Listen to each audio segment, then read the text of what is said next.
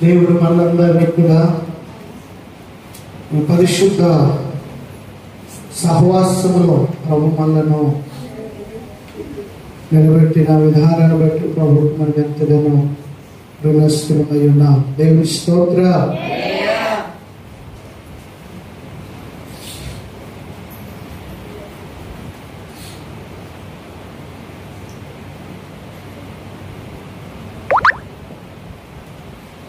ఈ యొక్క మధ్యాహ్న కాల సమయంలో దేవుని యొక్క మాటలు ధ్యానం చేసుకుందాం.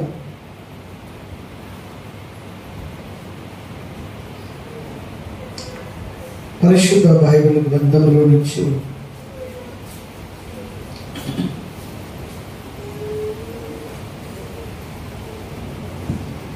హెబ్రీయులకు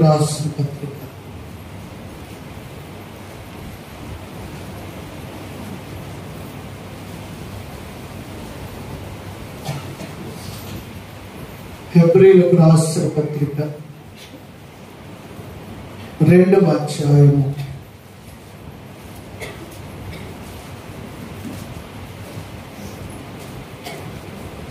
2వ అధ్యాయం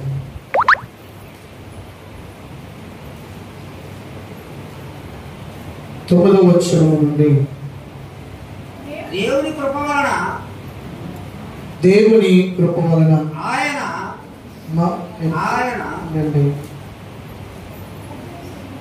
9వ వచనం నుంచి దేవుని కృప వలన ఆయన ప్రతి మనిషిని కొరకు మరణము అనుభవించినట్లు దూతల కంటే కొంచెము తక్కువ వాడుగా చేయబడిన యేసు మరణము పొందినందున మహిమా ప్రభావములతో కిరీటమును ధరించిన వానిగా ఆయనను చూచుచున్నాము. దేవునికి మహిమ కలుగును గాక. ప్రభునందు ప్రియ దేవుని బిడ్డలారా, ప్రభు అయిన యేసు క్రీస్తు ని మనం ఆయనను దేవునిగాను ప్రభువుగాను రక్షకుడుగాను మనం అంగీకరిస్తూ ప్రభువులో మనము జీవిస్తూ ఉన్నాం ఈ లోకంలో.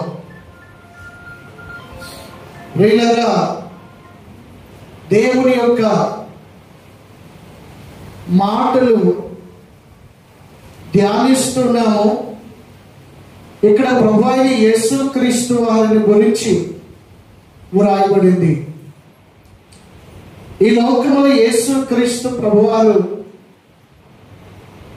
ఎలాగా ఉన్నాడు అంటే దేవదూతల కంటే, ఇక్కడ మనకు దేవుని కృప వలన యేసు క్రీస్తు యొక్క రాక ఈ భూమి మీదుగా ఏ విధంగా పనిచేసింది, ఏ విధంగా ఆయన ఈ లోకానికి ఎందుకోసం వచ్చాడో ఈ వచనం మనకు తెలియపరుస్తుంది. ఏంటంటే దేవుని కృప వలన ఆయన, ఇక్కడ చూడండి, దేవుని కృప వలన ఆయన అన్నాడు. ఇక్కడ దేవుని కృప వలన అన్నాడు, ఆయన అంటున్నాడు. ఆయన ప్రతి మనిషిని, ఇక్కడ దేవుని కృప వలన, దేవుని కృప, ఆయన అంటే ప్రభువు యేసుక్రీస్తు. దేవుని అంటే తండ్రి అయిన దేవుని సూచిస్తుంది. ఆయన అంటే ప్రభువు అయిన యేసుక్రీస్తుని సూచిస్తుంది. ఆయన ప్రతి మనిషిని కొరకు మరణము అనుభవించినట్లు దేవదూతల కంటే, మళ్ళీ ఇక్కడ చూడండి ఎలా ఉందో, దేవదూతల కంటే ఈయన మళ్ళా తక్కువ వాడిగా చేయబడ్డాడు. ఇటువంటి మాటలే కొంతమందికి ఆయన యేసు ప్రభు దేవుడు కాదు, ఆయన దేవదూతల కంటే తక్కువ అని వాక్యంలోనే వ్రాయబడి ఉంది. కనుక ఆయన ఒక ప్రవక్త, ఒక మనిషి, ఆయన కూడా దేవుని సేవలో ఒక భాగం అని యేసుక్రీస్తుని తక్కువగా చూచేవారు కూడా ఉన్నారు ఇటువంటి మాటలను బట్టి. కానీ ఎందుకు ఆయన అంతగా తగ్గించబడ్డాడు? ఎందుకు దేవదూతల కంటే తక్కువగా ఉన్నాడని చెప్పు. కానీ యెషయా గ్రంథం 6వ అధ్యాయంలో చూసినప్పుడు ఆ దేవాది దేవుడే ఎలా ఉన్నాడు? ఆయన సింహాసనం మీద ఆసీనుడై ఉన్నాడు, మహిమలో ఉన్నాడు. ఏమండి? అందుకోసమే ఫిలిప్పీలకు రాసిన పత్రికలో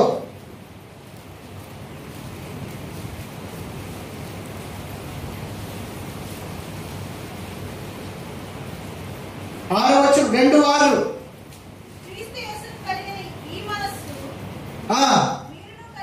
క్రీస్తు యేసు కలిగిన మనస్సును మీరును కలిగి ఉండుడి. అదిగో ఆయన ఎవరై ఉన్నాడు? ఆయన దేవుని స్వరూపము కలిగిన వాడై ఉండి దేవునితో సమానముగా ఉండుట విడిచిపెట్టకూడని భాగ్యమని ఎంచుకొనలేదు గాని మనుషుల పోలికగా పుట్టి దాసుని స్వరూపమును ధరించుకొని తను తానే రిక్తునిగా, అంటే ఏమీ లేనివాడుగా చేసుకున్నాడు. చాలా బలహీనుడిగా కనబడ్డాడు. దేవదూతల కంటే తక్కువగా కనబడ్డాడు. తను తానే రిక్తునిగా చేసుకొని ఈ భూమి మీదకి రావాల్సి వచ్చింది. ఎందుకు అంటే ప్రతి మనిషిని మరణము నుండి విడిపించుట కొరకు, ప్రతి మనిషిని మరణము నుండి విడిపించుట కొరకు ఆయన తను తానే రిక్తునిగా చేసుకున్నాడు. దేవునికి మహిమ కలుగునుగా. నీవు నమ్మిన ప్రభువైన యేసుక్రీస్తు చూడటానికి ఎలా కనబడుతున్నాడు? అందరి చేత ద్వేషింపబడిన వాడిగాను, అందరి చేత తృణీకరింపబడిన వాడిగాను, ఏమండి నిషేధించబడిన వాడిగాను, గాయపరచబడిన వాడిగాను, శక్తిహీనుడుగాను మనకు కనబడి ఉన్నాడు. కానీ ఎందు నిమిత్తము అంతగా ఆయన తగ్గవలసి వచ్చిందంటే, ఆయన నిన్ను నన్ను దర్శించాలంటే అంతగా ఆయన దిగి రావాల్సిందే. దేవుని స్తోత్రం. రాజకీయ నాయకులు చూడండి, ఎలక్షన్ సమయంలో వాళ్ళు హోదాలు మొత్తం వదిలేసి, అధికారం మొత్తం వదిలేసి, అంతకు ముందు వాళ్ళు కలుసుకోవాలంటేనే, వాళ్ళ దగ్గరికి వెళ్ళాలంటేనే, వాళ్ళని చూడాలంటేనే ఇప్పుడు కాదని మనం గెట్టేస్తారు, తోసేస్తారు. కానీ ముఖ్యమంత్రి, ప్రధానమంత్రి లాంటి వాళ్ళు కూడా ఒక్కొక్కసారి తమ స్థాయిని విడిచిపెట్టి ప్రజల మధ్యలోనికి ఎలా వచ్చేస్తారు? సాధారణమైన మనుషుల్లాగా వస్తారా రాదా? సాధారణమైన మనుషుల్లాగా వచ్చేస్తున్నప్పుడు ఎందుకు అంతగా వారు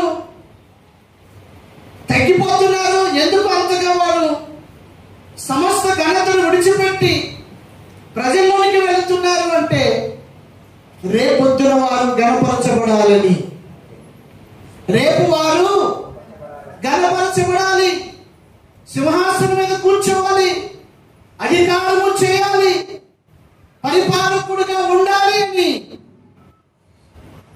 కొన్ని సమయాల్లో వారు తన స్థాయిని విడిచిపెట్టి ప్రజల గుడిసెలోనికి కూడా వచ్చేస్తారు, బురదలో కూడా దిగుతారు, రోడ్లు కూడా ఊడుస్తారు, మీ పిల్లలు కూడా ఎత్తుకుంటారు, వారు ముక్కులు తుడుస్తారు.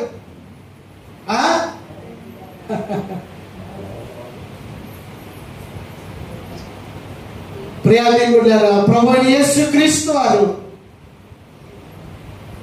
పరలోక మహిమనే విడిచిపెట్టుకున్నాడు. దేవుని స్వరూపము కలిగిన వాడై, ఏ స్వరూపం అంట? దేవుని స్వరూపము కలిగిన వాడైన. చాలా మళ్ళా చదవండి. మనుషుల పోలికగా పుట్టి దాసుని స్వరూపమును ధరించుకొని తను తానే రిక్తునిగా చేసుకునేను. మరియు ఆయన ఆకారమందు మనుషుడుగా కనబడి, మనుషుడుగా ఆకారమందు మనుషుడుగా కనబడి, అంటే ఆయన ఎవరు? దేవుడు. దేవుడే కూడా మనుషుడు ఆకారంలో కనబడి, మనుషుల ఆకారంలో కనబడి మరణము పొందునంతగా, అనగా శిలువ మరణము పొందునంతగా విధేయత చూపిన వాడే తను తాను తగ్గించుకొనేను. ప్రియాదేవుడు ఉన్నారు, తను తాను ఏం చేసుకున్నాడు? తగ్గించుకున్నాడు. ఎందుకు తగ్గించుకున్నాడు? ఎందుకు తగ్గించుకున్నాడంటే ఆయన ప్రతి మనిషిని ఏం చేయాలంట? ఆయన ప్రతి మనిషిని కొరకు మరణం అనుభవించినట్లు దూతల కంటే కొంచెము తక్కువగా చేయబడిన యేసు మరణము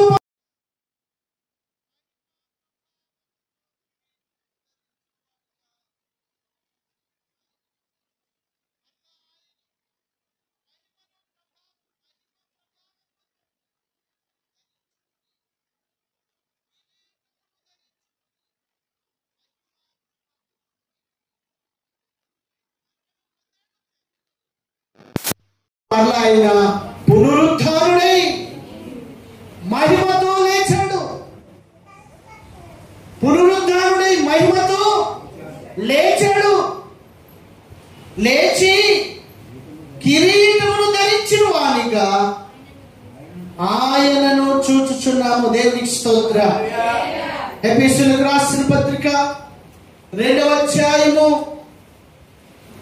ఎఫెసీయులకు రాసిన పత్రిక 2వ అధ్యాయం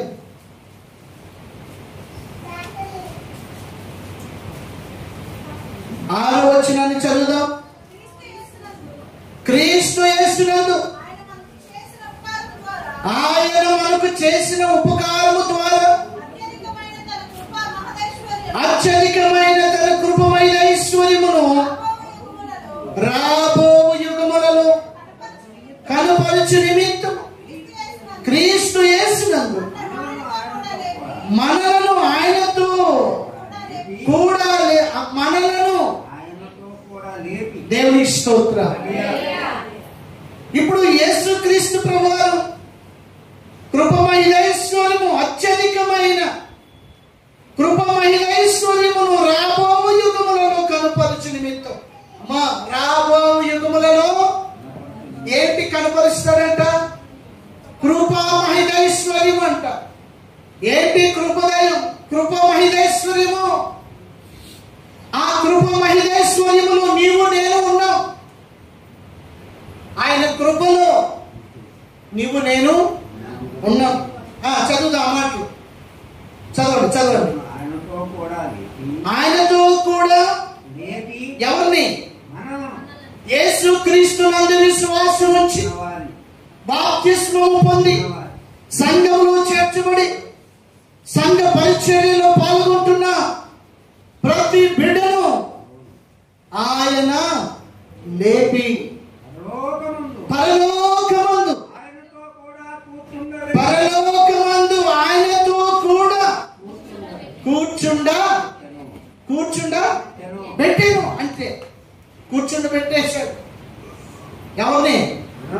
ఇప్పుడు మన స్థానం ఎక్కడ? గట్టి చెప్పండి. శరీరం మాత్రమే ఇక్కడ ఉంది. ఈ రోజు నువ్వు ఇక్కడ కూర్చున్నావు అంటే నీ ఆత్మతో ఇక్కడ కూర్చున్నావు.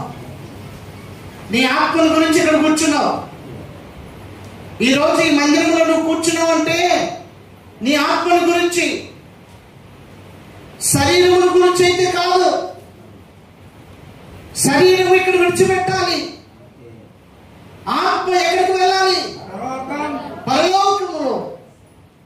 కొలస్సీ 3:2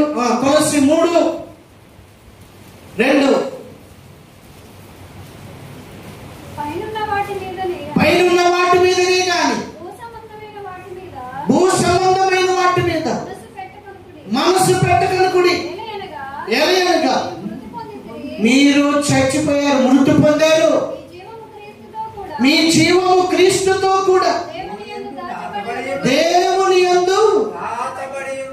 ఇప్పుడు మీ జీవం ఎక్కడ దాచబడింది? దేవుని దగ్గర మన జీవము ఎలా దాచేశావు? బాప్తిస్మము ద్వారా. ప్రభువా, నీవిచ్చిన జీవమైన ఇది, నీ వలననే నేను ఈ లోకములో పుట్టాను, పెరిగాను, జీవిస్తున్నాను. ఇది నీవిచ్చినది, నీదే అని చెప్పి నీ ఆత్మను తీసుకెళ్లి ఆయనకు అప్పగించుట ద్వారా, సమర్పించుట ద్వారా నిన్ను కూడా ఆయనతో కూర్చుండబెట్టేశాడు. దేవుని స్తోత్రం. ఇప్పుడు నీ జీవం అక్కడే ఉంది. క్రీస్తు ప్రభు కూడా అక్కడే ఉన్నాడు. హల్లెలూయా.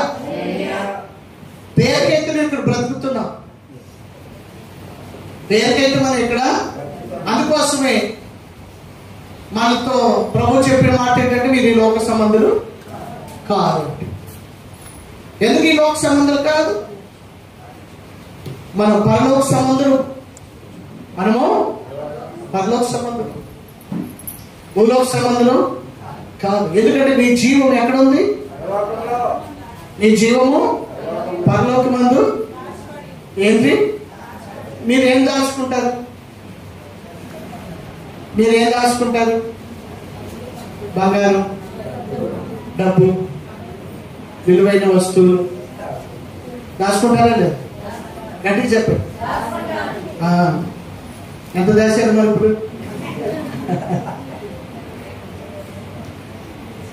దాచుకోండి, కానీ అది ముఖ్యం కాదు. బైబిల్లో మాట ఉంది, మీ ధనం ఎక్కడ ఉండునో మీ మనస్సు అక్కడే ఉంటుందంట. ఈ శరీరానికి ఏం కావాలంటే ధనం కావాలి. ఈ శరీరం కోసమే ధనం. ఆత్మ కోసమైతే డబ్బు అక్కర్లేదు. ఆత్మకి ఏం కావాలంటే దేవుని మాట కావాలి. మనలో ఉన్న ఆత్మకు గట్టి చెప్పండి, దేవుని మాట కావాలి. అందుకోసం మనుషుడు రొట్టె వలన మాత్రమే జీవించడు కానీ దేవుని నోట నుండి వచ్చి ప్రతి మాట వలన జీవిస్తాడు. కనుక ఇప్పుడు మన జీవము ఎక్కడ దాచబడింది? గట్టి చెప్పండి. దేవుని యందు దాచబడి ఉన్నది. దాచబడి ఉంది. ఇప్పుడు ఆయన మన కోసం అక్కడ కూర్చొని ఉన్నాడు. ఏ రోజైనా మన కొరకు వచ్చేస్తాం. ఈ లోపల మనం అక్కడ మన పేర్లు రాయబడాలి. దేవుని స్తోత్రం చెప్పండి, గట్టిగా చెప్పండి. ఇప్పుడు మన జీవం ఎక్కడ దాచబడింది? మీ ఇంట్లోనా? పరలోకమందు దాచబడి మన జీవం. ఇందాక మనము చదువుకున్న ఏమండి,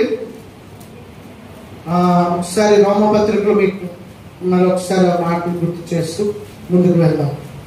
ప్రియాదేవుల 6వ అధ్యాయంలో ఒకసారి ప్రభువైన యేసుక్రీస్తును గురించిన విషయాలు 5వ అధ్యాయం 19వ వచనం చదువుదామా? ఏలయనగా ఒక్క మనుషుని యొక్క అవిధేయత వలన అనేకులు పాపులుగా ఎలాగూ చేయబడినో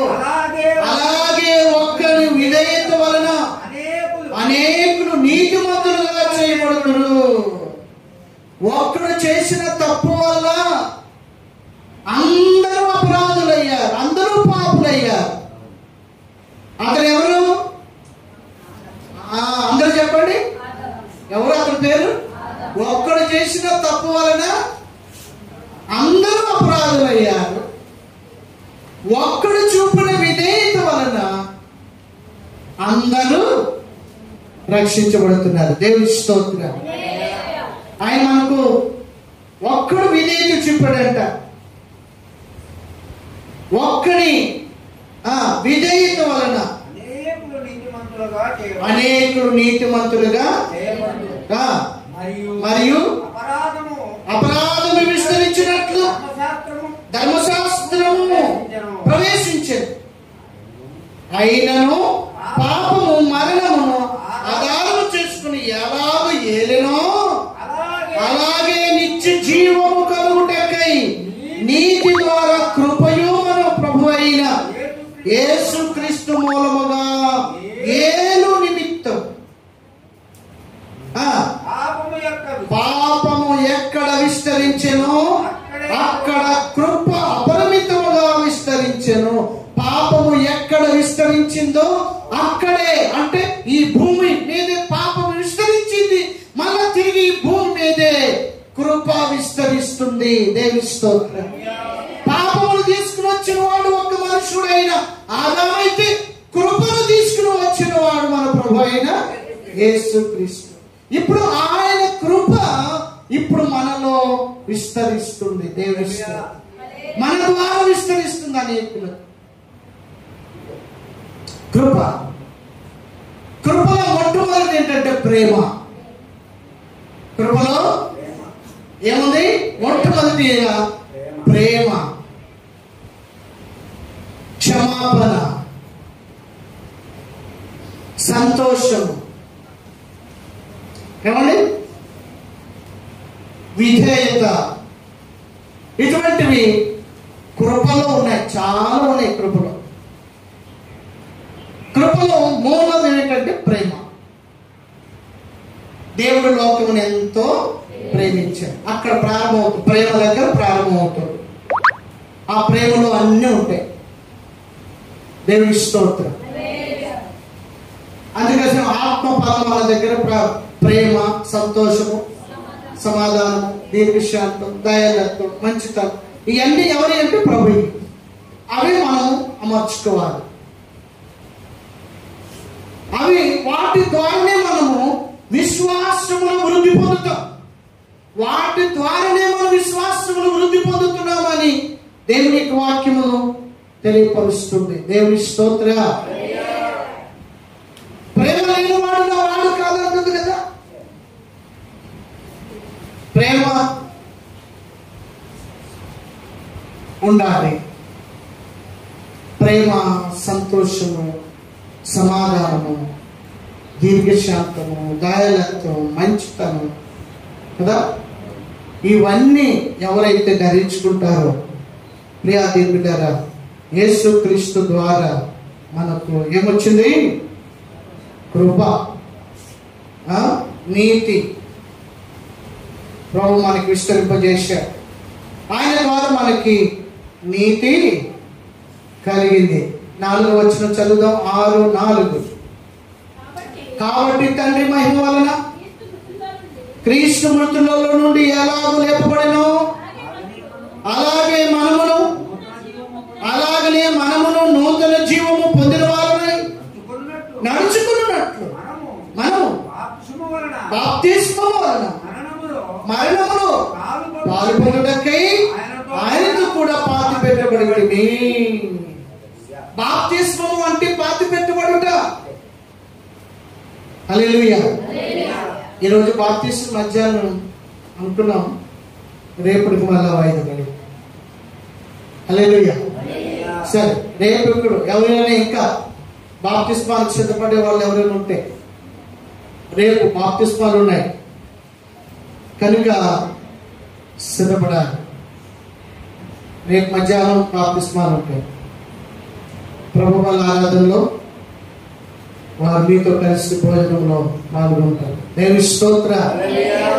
కనుక ప్రియాదేవుని బిడ్డలారా, బాప్తిస్మము ద్వారా మనము మరణములోనికి పాలు పొందడానికి ఆయనతో కూడా పాతి పెట్టబడితిమి, మరియు ఆయన మరణం యొక్క సాదృశ్యమందు ఆయనతో ఐక్యము గల వారమై ఎడల ఆయన పునరుద్ధానము యొక్క సాదృశ్యమందును ఆయనతో కూడా ఐక్యము గల వారమై ఉందుము.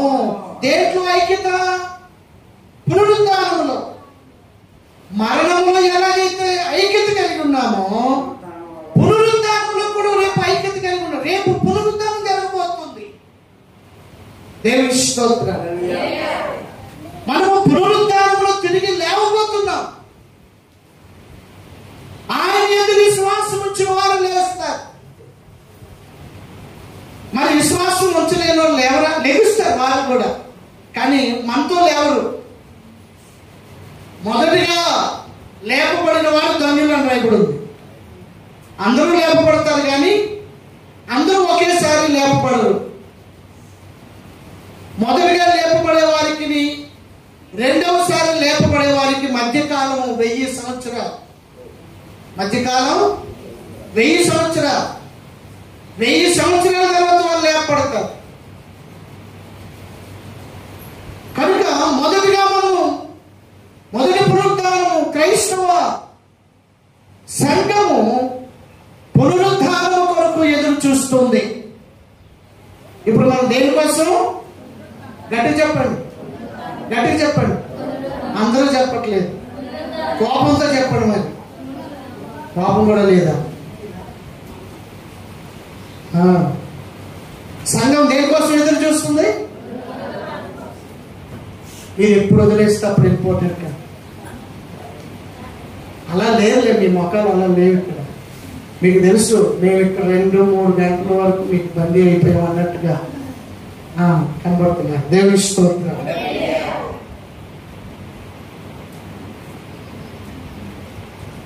ఇప్పుడు మనం సమయం కోసం చూడడం, ఎందుకంటే మీరు పెట్టుకున్న మీటింగ్లే దేవుడితో గడపడానికి, అంతే కదా.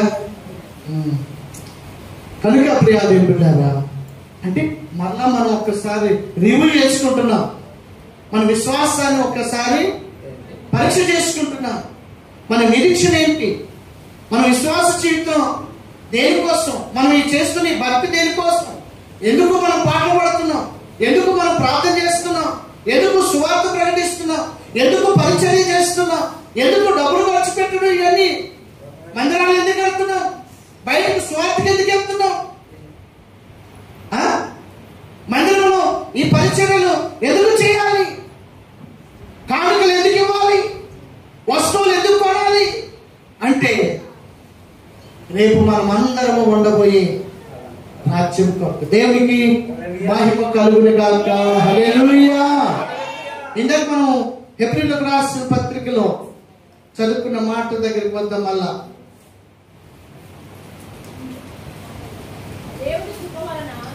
దేవుని కృప వలన ఆయన ప్రతి మనిషి కొరకు మరణము అనుభవించినట్టు దూతల కంటే కొంచెం తక్కువ వాడిగా చేయబడిన యేసు మరణము పొందినందున మహిమా ప్రభావములతో కిరీటమును ధరించిన వానిగా ఆయనను చూచుచున్నాము. ఆయన కిరీటం మహిమను ధరించుకుని చనిపోయినప్పటికీ, మరణించినప్పటికీ, సమాధిలోనికి వెళ్ళినప్పటికీ ఆయన మహిమను ధరించుకుని తిరిగి లేచి సింహాసనమును ధరించి ఉన్నాడు. దేవుని స్తోత్రం. కిరీటమును ధరించి మహిమలో ఉన్నాడంట. మహిమలో ఉన్నాడు. ఆయన కూర్చున్నాడంట.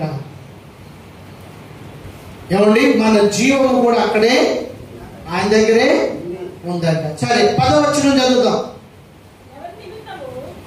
ఈ మాట జాగ్రత్తగా ఆలోచించండి. ఎవరి నిమిత్తము సమస్తములు ఉన్నవో, ఎవరి వలన సమస్తములు కలుగుచున్నవో ఆయన అనేకులైన కుమారులను మహిమకు తెచ్చుచుండగా వారి రక్షణకర్తను శ్రమల ద్వారా సంపూర్ణంగా చేయుట ఆయనకు తగు. ఈ మాటలు కొంచెం జాగ్రత్తగా మీరు అర్థం చేసుకోవాలి. ఈ 10వ అధ్యాయంలో ఉన్న మాటలు జాగ్రత్తగా మీరు అర్థం చేసుకోండి. ఎవరి నిమిత్తము సమస్తమును ఉన్నవో ఆయన, ఎవరి వలన సమస్తము ఏమున్నాయి భూమి మీద, ఎవరి కోసం ఉన్నాయి? ఈ సృష్టి ఎవరి కోసం చేశాడు? సృష్టి ఎవరి కోసం చేశాడు? సృష్టిలో ఏమున్నాయి? ఏమున్నాయి సృష్టిలో? చెప్పండి, ఏమున్నాయి సృష్టిలో? ఏమున్నాయో చూసారా? గమనించారా? జంతువులు, పక్షులు, ఇంకా జలచరాశులు, చెట్లు, పొలాలు, నదులు, సముద్రాలు, గాలి, నీరు, నిప్పు, సూర్య చంద్రుడు, నక్షత్రాలు, కదా, కోట్ల నక్షత్రాలు, గ్రహాలు, ఎవరి నిమిత్తము సమస్తము ఉన్నవో ఇవన్నీ ఉంటేనే ఈ మనిషికి మనుగడ. సూర్యుడు లేకపోయినా, చంద్రుడు లేకపోయినా, నక్షత్రాలు లేకపోయినా, ఆకాశం లేకపోయినా, గాలి లేకపోయినా, వర్షం లేకపోయినా, పక్షులు, జంతువులు, చెట్లు లేకపోతే మనుషుడికి మనుగడ లేదు. ఇవన్నీ ఎవరి కోసం నియమించాడు? ఇవన్నీ ఎవరి కోసం?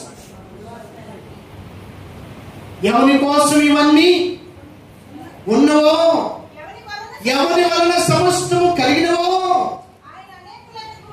చూడండి,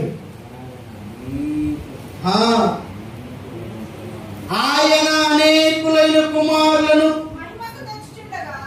మహిమకు తెచ్చుచుండగా దేవునికి స్తోత్రం. వారి రక్షణకర్తను శ్రమల ద్వారా సంపూర్ణులుగా చేయుట ఆయనకు మహిమకు తెచ్చుచున్నాడు. అనేకులను ఎక్కడికి? గట్టి చెప్పండి. ఆయన అనేకులైన కుమారులను మహిమకు తెచ్చుచుండగా, అంటే అనేకులైన కుమారులు అంటే ఎవరు? మనమే. మనిషి కుమారుడు అని ఎవరికి పేరుంది? యేసుక్రీస్తుకి పేరు కదా. అలాగే ఇప్పుడు ఆయన అనేకుల కుమారులను, ఎవరు కుమారులను? దేవుని కుమారులను మహిమకు తెచ్చుచున్నాడు. ఎక్కడ తీసుకెళ్తున్నాడంట? మనల్ని అందరినీ ఎక్కడ తీసుకెళ్తున్నాడు? యేసుక్రీస్తు ప్రభువారు ఇప్పుడు మనల్ని అందరినీ ఎక్కడ తీసుకెళ్తున్నాడంట? ఆయన ఎక్కడ ఉన్నాడు? ఆయన మహిమలో ఉన్నాడు. మనలను కూడా ఆయన మహిమకు తీసుకువెళ్తున్నాడు. దేవునికి స్తోత్రం జనక. ఇప్పుడు ఆ మహిమ కొరకే మనం సిద్ధపడి ఉన్నాం. నేను కూడా మహిమ రాజ్యంలో ఉండాలని, మనమందరం ఆ మహిమలో ఆనందించాలని, ప్రభు కొరకు మనము జీవించాలని ఆయన కుమారులుగా ఈరోజు మనం ఇక్కడ ఉన్నాం. అందుకోసమే నీకు మహిమ కావాలి అంటే ఈ లోకము నీకు ఎన్నదగినది కాదు. ఈ లోకం మీద మనసు పెట్టుకో. నువ్వు మహిమలో కొరకు సిద్ధపడాలి అంటే, దేవుని రాజ్యం కొరకు సిద్ధపడాలంటే, దేవుడు ఉండే స్థలంలో నీవు ఉండాలంటే, ఆ మహిమలో నువ్వు ప్రవేశించాలంటే లోకముతో నువ్వు సఖ్యతగా ఉండొద్దు. అందుకోసమే మూర్ఖుల ఈ తరం వారికి మీరు వేరే రక్షణ పొందండి, ప్రత్యేకంగా ఉండండి. దేవునికి స్తోత్రం.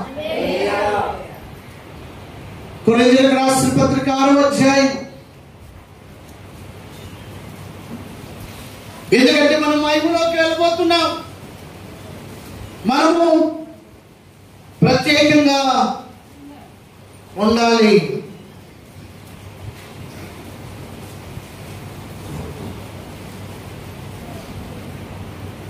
కొరింథీయులకు రాసిన పత్రిక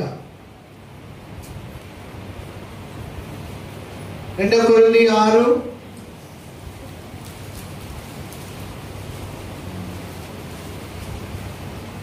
16, 17, 18 అన్ని కలిసి 18 వరకు కలిసి ఉన్నాయి. 16 నుంచి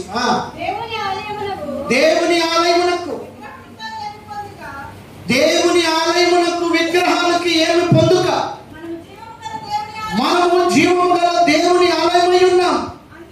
అందుకు దేవుని ఇలాగ సెలవిచ్చుచున్నాడు, నేను వారిలో నివసించి సంచరింతును, నేను వారి దేవుడునయుందును, వారు నా ప్రజలయ్యుంటారు.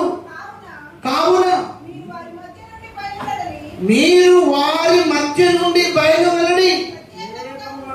మనల్ని ఎలా ఉండమంటున్నాడు అంటే, మీరు ఈ లోకములో విగ్రహాలతో అన్యజనులతో మీరు వేరుగా, చెప్పండి, వేరుగా ఉండండి. అంటే సపరేట్ ఖాళీ కట్టుకోమని కాదు,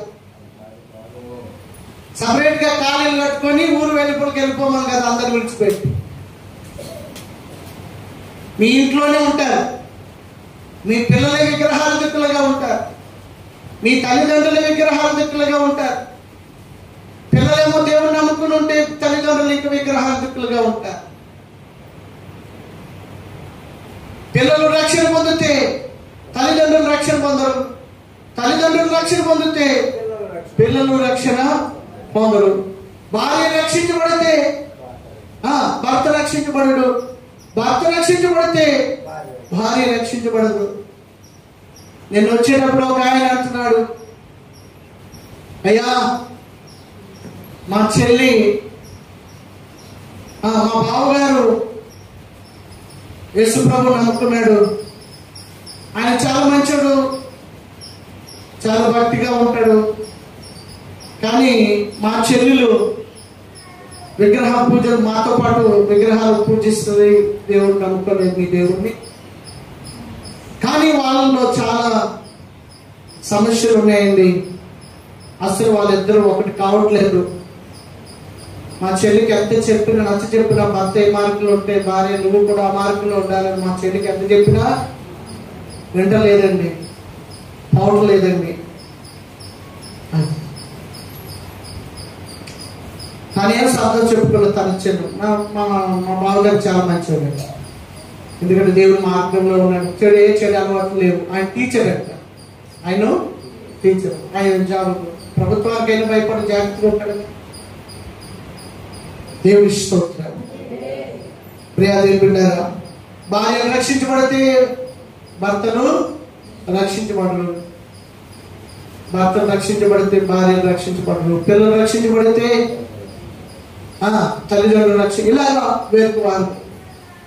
అయితే రక్త సంబంధంగా సమాజంలో ఈ లోకంలో మనం బ్రతుకుతున్నాం.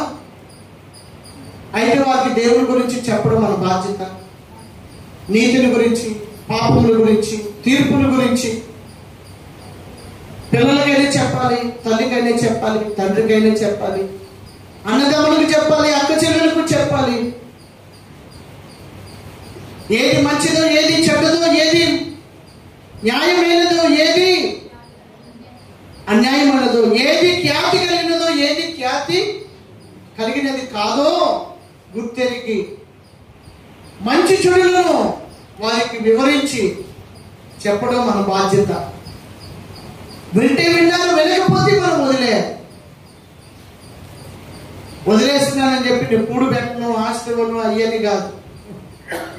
కొడుకు తల్లి అంటే ఈ లోకంలో నీ బాధ్యత అంటూ కొడుకుకి, కూతురికి, పిల్లలకి భోజనం పెట్టాలి, నీకున్న ఆస్తి వారికి ఇవ్వాలి, యథా ప్రకారంగా నువ్వు పెళ్లి చేయాలి, ఒక ఇంట్లోని చేయాలి,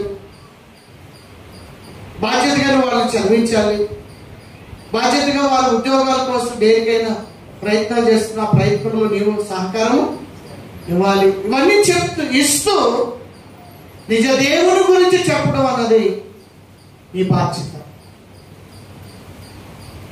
ఇవన్నీ ఇస్తూ రే బాబు ఇవన్నీ కలిగి ఉన్నామంటే, ఎవరి వల్ల ఇవన్నీ కలిగి ఉన్నామో ఆ సృష్టికర్త అయిన దేవాది దేవుని మనం ఆరాధించాలి.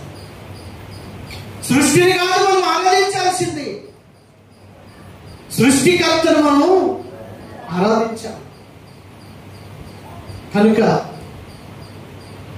సృష్టికర్తను ఆరాధిస్తే ఆయన ఎక్కడున్నాడో మనం కూడా అక్కడికే చేరుకుంటాం. ఈ లోకము ఎనదగినది కాదు. ఈ లోకం అంతా కూడా ఒక దినము నాశనము చేయబోతుంది. ఈ నాశనము కాకపోతుంది ఈ లోకములో. అయితే ఈ లోకములో ఉన్న ప్రజల కొరకు ఆయన దేవాది దేవుడే నీ కోసం తక్కువగా, దేవదూతల కంటే తక్కువగా చేయబడి ఈ మానవుడి కోసం వచ్చాడు. ఎందుకంటే ఈ మనుషుడు దేవదూతలు ఒకటి కాదు కదా. కనుక దేవదూతల మహిమ వేరే, మనుషుడు వేరు.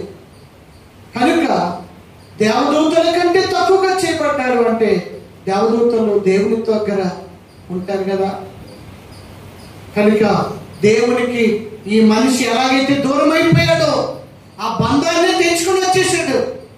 మనుషుడి కోసం తెంచుకుని వచ్చేసి ఈ మనుషుడికి నడవలసిన మార్గము, నీతిని జరిగించడానికి ఆయన మనుషుడి దగ్గర సహవాసం చేసి, అందుకోసమే ఆయన ఎక్కడ వీడు పాపులతోనూ సుంకర్లతోనూ తినుచు త్రాగుచు ఉన్నాడని యేసు ప్రభుని చులకనగా మాట్లాడారు. దేవుని కుమారుడని చెప్పుకుంటున్నాడు, రాజునని చెప్పుకుంటున్నాడు, గొప్పవాడిని అంటున్నాడు. దానికి సంబంధించిన లక్షణాలేమి వీడి దగ్గర కనబడట్లేదు. వీడు ఎక్కడ ఉంటున్నాడు? సామాన్యులైన అదిగో ఆ ప్రజలతో ఎలా తిరుగుతున్నాడు చూడు. ఎక్కడ పడితే అక్కడ తింటున్నాడు, ఎక్కడ పడితే అక్కడ తిరుగుతున్నాడు. ఈ ప్రజలందరూ తినచ్చు త్రాగచ్చు, చాలా ఇలాంతా అసహ్యమైన మనుషులు అన్నట్టుగా చులకన భావముగా తృణీకరింపబడిన ప్రజల దగ్గరకు ఆయన వెతుక్కుంటూ వెళ్ళాడు. ఆయన కూడా వారిని ఎవరిని అసహించుకోకుండా అందరినీ ప్రేమించాడు. అందరినీ ఎక్కడికి వెళ్ళాడు? వెళ్తూ వెళ్తూ ఆయన బీదలైన వారు మీరు ధన్యులు, పరలోక రాజ్యము వారిది అన్నాడు. దేవునికి మహిమ కలుగునుగా. బీదలైన వారు మీరు ధన్యులు, పరలోక రాజ్యము మీదే మీదే అని వారి దగ్గరికి వెళ్ళి వారిని అందరినీ కూడా ప్రభు వైపు తిప్పుకున్నాడు. దేవునికి మహిమ కలుగునుగా. వారు సమస్తమును విడిచిపెట్టి ప్రభుని వెంబడించారు, ప్రభుని వెంబడించారు. అయితే నీవు మహిమలోనికి వెళ్ళాలి అంటే ఆయన ఒక మాట చెప్తున్నాడు ఇక్కడ. అందులోనే ఇందాక మనం చదివిన హెబ్రీ పత్రికలో మనం చూస్తున్నాం.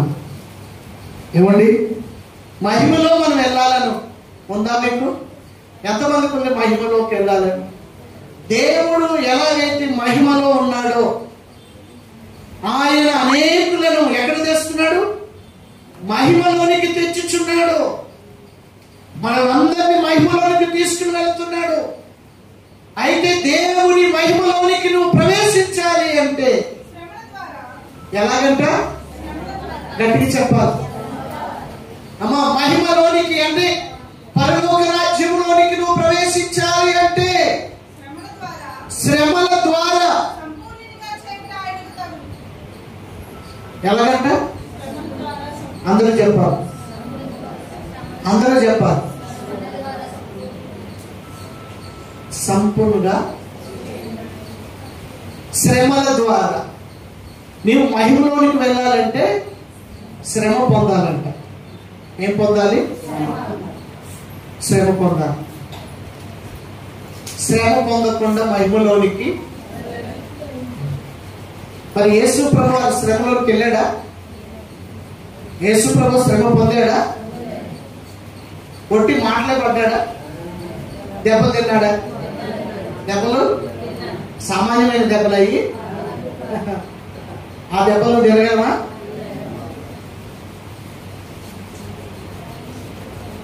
నీవు నేను భరించలేమా?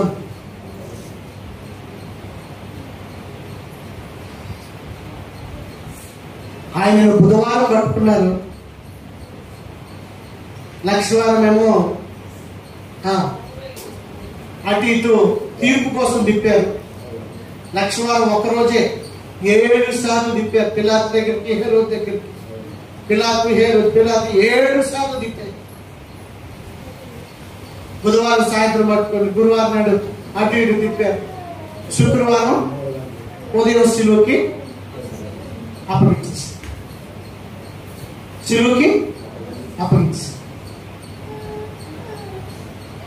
మరి ఆ శిలువ అన్నది అంత సామాన్యమేదా? శిలువను అంటే ఒక మ్రాను ఏం చేశారు? చేతులు ఆ మానుకి మన శిలువలో భుజం మీద మోసినట్టుగా మన సినిమాలో చూపించినట్టు కాదు.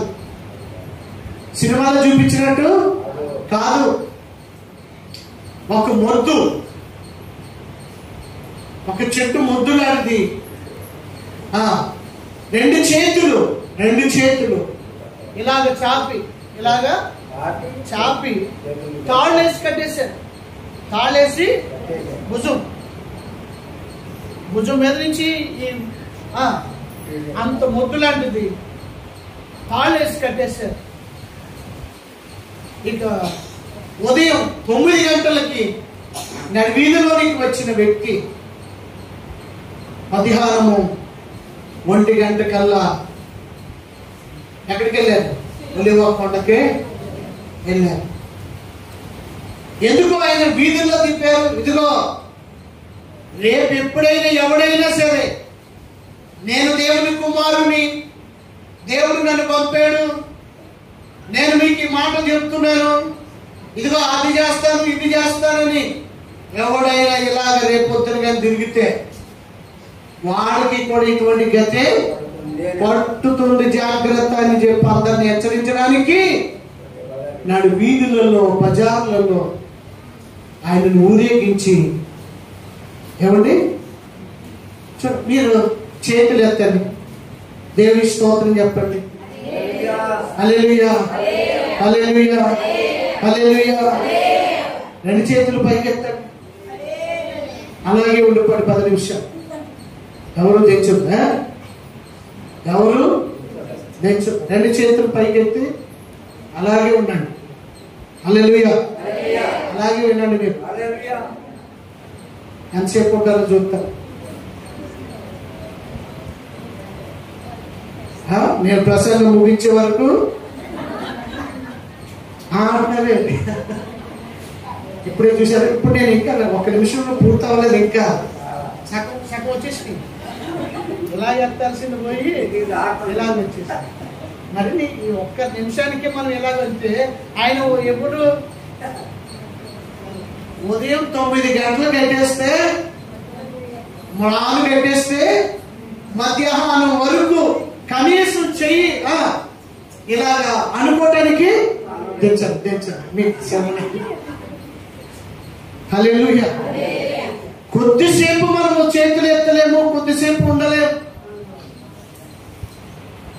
కానీ ఆయన 2 చేతులు మ్రాను కట్టివేసి 9 గంటల నుంచి మధ్యాహ్నం వరకు చూడండి ఊరికనే ఉందా? మధ్యలో కొరడా దెబ్బలు, కొరడా దెబ్బలతో కొట్టి లాగుతుంటే, ఆ మాంసం చీల్చబడుతుంటే అప్పాని 2 చేతులతో ఇలాగ అనుకో. ఎక్కడైనా మనకి ఎవడైనా బెత్తంతో కొట్టినా, రాయితో కొట్టినా, మనకి ఎక్కడైనా తగిలింది అనుకో, తగిలిన దగ్గర ఏమంటారు? వెంటనే 2 చేతులు వెళ్ళి అక్కడ అప్పాని పట్టుకుంటాం ఆ కాలులో. కానీ కనీసం అతను దెబ్బలు కొడుతుంటే తన చేతులతో అడ్డం వేసుకోవడానికి భయం లేదు. అలాగా ఆయన శరీరం అంతా కూడా శ్రమ శ్రమ శ్రమ. మాటలు మాటలు పక్క నుంచి, ఓ పక్క నుంచి దెబ్బలు, ఎన్నో విధములైన శ్రమ ఆయన భరించారు. మహిమలోనికి ఆయన వెళ్ళాలి అంటే శ్రమ పడవలసి ఉన్నది. ఆయన మహిమపరచబడాలి అంటే శ్రమను భరించాలి. రేపు నీవు కూడా మహిమలో ఉండాలి అంటే ఈ భూమి మీద నువ్వు శ్రమ, చెప్పండి గట్టి చెప్పండి, శ్రమ అనుభవించావు. ఎలా? సంఘంలో ఎవరైనా ఊరుకోవాలి, సంఘంలో ఎవరైనా ఏదైనా మాట అంటే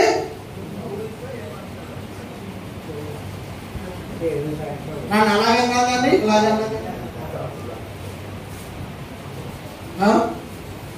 రాత్రి ఆయన చెప్పినట్టు పాటకు సమయం లేదని అడిగేస్తాం. ఏదైనా పొలాలు పంచేటప్పుడు కొత్త ఆయన పెట్టలేదండి, ఈయన పెట్టలేదండి, అందరూ పెట్టలేదు. మనుషులే అడుగుతాం, ప్రభు పెట్టలేదా? ఆ మనిషి మీద సరిగెత్తావు, గొనిగెత్తావు, నానా మాటలు చేస్తావు. దేనికోసం? అంత పలహారం కోసం, ఒక అరటిపండు కోసం, ఒక బిచ్చిరి పొట్లం కోసం, ఒక చిన్న కేక్ ముక్క కోసం, లేదా ఒక మాంసం ముక్క కోసం, సాంబార్ ముక్కలో 60 ముక్కలు పెట్టేది బకెట్టు. ఆ మనిషికి ఎంత చండా పెడతా, ముక్క వేయలేదని, కూర వేయలేదని కదా. దెబ్బలు ధరిస్తావా? దెబ్బలు తింటావా? మొక్క వదులుకోవట్లేదు. ఇక్కడ మాట అంటు పడట్లేదు, దెబ్బలు తింటావా? శ్రమ అనుభవిస్తావా? రెడీగా ఉండండి, అతి త్వరలో మన మీదకి శ్రమ రాబోతుంది. ఇప్పటి వరకు ఉన్న క్రైస్తత్వం వేరు, ఇక ముందు ఉండే క్రైస్తవం వేరు. ఇంతవరకు మన పాటలతో ప్రార్థనలతో ఏదో గడిపేసాం క్రైస్తత్వం. ఇక ముందు అలా ఉండదు, నువ్వు అన్ని కట్ చేసుకుంటూ రావాలి. రేపు వచ్చే క్రైస్తత్వం ఎలా ఉంటుందో తెలుసా? ఇంటింటికి రాబోతున్నారు, కొన్ని రూల్స్ పెట్టబోతున్నారు. పెన్షన్ కావాలంటే, ఇల్లు రాయాలంటే, నీకు పిల్లలకి స్కాలర్షిప్లు రావాలంటే ప్రభుత్వం చెప్పినట్టు. అంటే నువ్వు ఇప్పుడు శ్రమ పడాలి, కొన్ని వదులుకోవాలి, ప్రభు కోసం కొంచెం నష్టంగా ఎంచుకోవాలి. అతి త్వరలో ఇటువంటి నియమాలు కానీ క్రైస్తవులకు వస్తే ఆ శ్రమను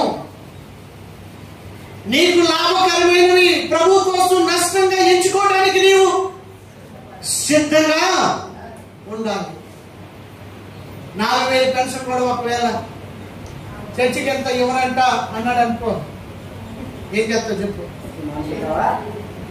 చర్చికి వెళ్తే పెన్షన్ ఎవరంట, మరి క్రైస్తవులకు ఎవరంట, బీసీసీలో డబ్బులు ఏమో అలా రాజ్యాంగం చెప్తుందంట అన్నారనుకో, ఏం చేస్తాం?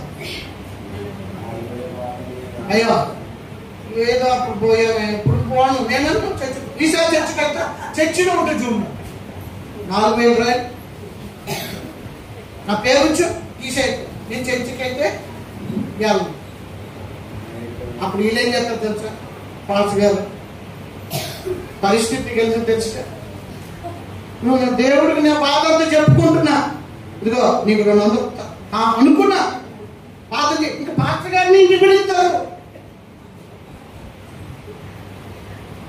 గవర్నమెంట్ నుంచి ఏమో సొమ్ము తీసుకుంటాము, పాస్టర్ గారికి కానిపించి ఏదో నా కోసం నువ్వే ప్రార్థన చేయి. అక్కడ పాస్టర్లు ఆ రోజు నీకు ప్రార్థన చేయకూడదు, వాళ్ళతో అమ్ముడు పోయిన వాళ్ళ కోసం నువ్వు ప్రార్థన చేసిన దేవుడు వెళ్ళు.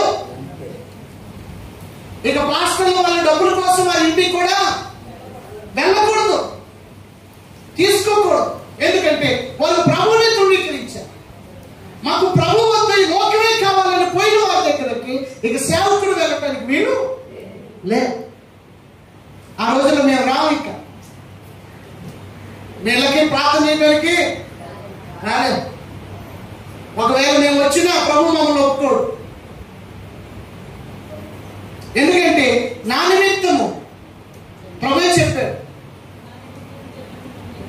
నా నిమిత్తము జనులు మేము నిందించి హింసించి మీ మీద అబద్ధముగా చెడ్డ మాటలు పలికినప్పుడు మీరు ధన్యులు, సంతోషించి ఆనందించారు అని చెప్తూ ప్రజలు మిమ్మల్ని మహాసభల పాలకు తీసుకువస్తారు, మిమ్మల్ని అప్పగిస్తారు, కొడతారు, హింసిస్తారు, దేవుని విడిచిపెట్టమని.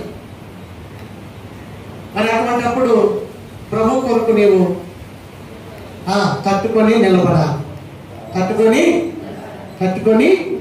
నిలబడాలి. అది మాకు సంఘం క్రైస్తవ ప్రభుని యేసు క్రీస్తు వారు ఆరోహణం ఎత్తబడిన తర్వాత మొదటి శతాబ్దం సంఘము హింసించబడింది.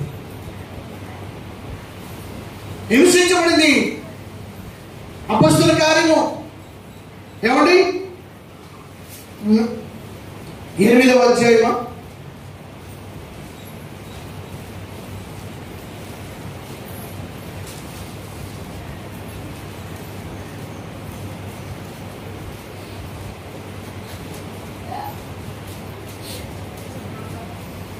8వ అధ్యాయం మొదటి వచనం.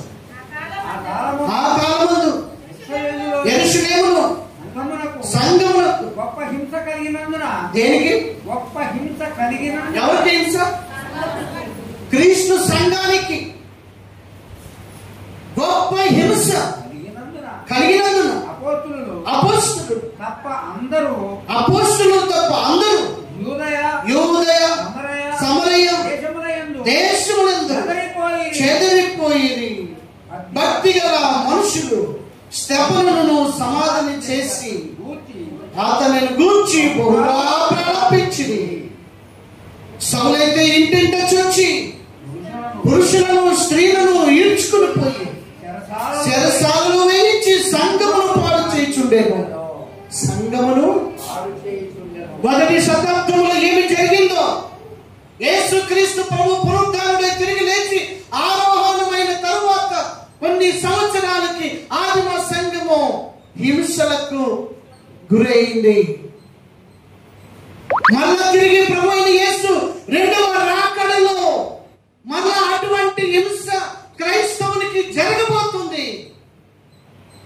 అటువంటి క్రైస్తవులకు జరగబోయే ఆ హింసలో ఎవరైతే నిలబడతారో శ్రమలో, వారే రేపు మహిమలో చేర్చబడతారు. దేవునికి మహిమ కలుగును గాక. హల్లెలూయా, హల్లెలూయా. ఏంటయ్యారు శ్రమల కోసం చెప్తున్నావు? ఏదైనా ఆశీర్వాదం కోసం చెప్పకూడదు 4 మాటలు, దేవుని గురించి చెప్పకూడదు 4 మాటలు అంటే నాకు ఆ మాటలు చెప్పడం రావట్లేదు. దేవుని కోసం చెప్పుకునే రోజులు కాదు, ఆశీర్వాదం కోసం చెప్పుకునే రోజులు కాదు. ఇప్పటికి 2000 సంవత్సరాల నుంచి బోధించింది అదే. 2000 సంవత్సరాల నుంచి బోధించింది ఏంటంటే ప్రభు రక్షకుడు ఉన్నాడు, ఆయన మిమ్మల్ని స్వస్థపరుస్తాడు, నిన్ను బాగు చేస్తాడు, నిన్ను దీవిస్తాడు, నిన్ను బలపరుస్తాడు, నిన్ను కాపాడుతాడు అని బోధిస్తూ వచ్చారు 2000 సంవత్సరాల నుండి. ఇంకా బోధ చెల్లదు. కాలము సమీపిస్తుంది. ఒక పక్క నుంచి ప్రభు రాకడ త్వరగా రాబోతున్నాడు కనుక వచ్చి ఆయన రాకడ సమయంలో హింస జరగబోతుంది కనుక ఆ హింసను తట్టుకొని ప్రభు కొరకు నిలబడి వారిని సిద్ధపరచడమే సంఘం యొక్క పని. హల్లెలూయా, హల్లెలూయా. రేపు హింస రాబోతుంది.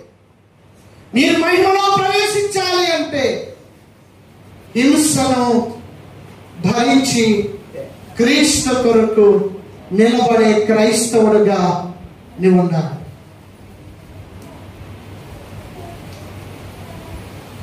ఏమో ఎప్పుడు వస్తుందో తెలియదు. ఈ 9వ నెల గడిచిన నెలలో 9వ నెలలో జరిగిన సంఘటన మామూలు విషయం కాదు. ప్రపంచంలో ఏం జరుగుతుందో మీకేమో అర్థం కావట్లా. మొన్నటి వరకు అమెరికాకు స్నేహంగా ఉన్న మోడీ గారు అమెరికా దేశానికి ఇప్పుడు వ్యతిరేకమయ్యాడు. అమెరికా ట్రంప్ గారు కూడా ఇండియా ప్రధాని మోదీ మా బెస్ట్ ఫ్రెండ్ అని చెప్పినవాడు ఇప్పుడు బెస్ట్ ఫ్రెండ్ కాదు. పైకి అలా చెప్పుకుంటున్నారు, లోపల మాత్రం అగ్ని మండుతుంది. ఇప్పుడు మన దేశం మీద సుంకం పెంచేశాడు, అక్కడ పన్నులు పెంచేశాడు. వస్తువులని మన భారతదేశం నుంచి వెళ్తున్న సామాగ్రిని అక్కడ అమ్ముకోవాలంటే, పంపించాలంటే అధిక డబ్బు చెల్లించి అక్కడ అమ్ముకోవాలి. అంటే దేశాల మధ్యలో ఏం జరుగుతుంది? శత్రువులు మిత్రులుగా మారుతున్నారు, మిత్రులు శత్రువులుగా మారుతున్నారు. మొన్నటి వరకు మనకు శత్రువులుగా ఉన్న చైనా, రష్యా, ఇప్పుడు చైనా రష్యా ప్రధానులతో మోడీ గారు ఫోటోలు దిగాడు. మొన్న 3వ తారీఖున రష్యా, చైనా, అంత మాత్రమే కాదు దక్షిణ కొరియా ఏమండి ప్రధాని, వీళ్ళందరూ ఒక కూటమిగా తయారవుతున్నారు. రష్యా ఎప్పుడైతే మన దేశానికి దగ్గర అవుతుందో, ఇక్కడ మన ఇండియాలో కూడా మన రాజకీయాల్లో కూడా చాలా మార్పులు వస్తాయి. మొన్నటి వరకు కమ్యూనిస్టులు బీజేపీకి వ్యతిరేకంగా ఉన్నవాళ్ళు, కమ్యూనిస్టులు అందరూ ఇప్పుడు బీజేపీకి సపోర్ట్ చేస్తారు. ఎందుకు తెలుసా? రష్యా ఇప్పుడు బీజేపీతో సత్సంబంధం కలిగి ఉండబోతుంది. రష్యాతో అనేకమైన వ్యాపార బంధాలు చేసుకుంటూ ఉన్నారు.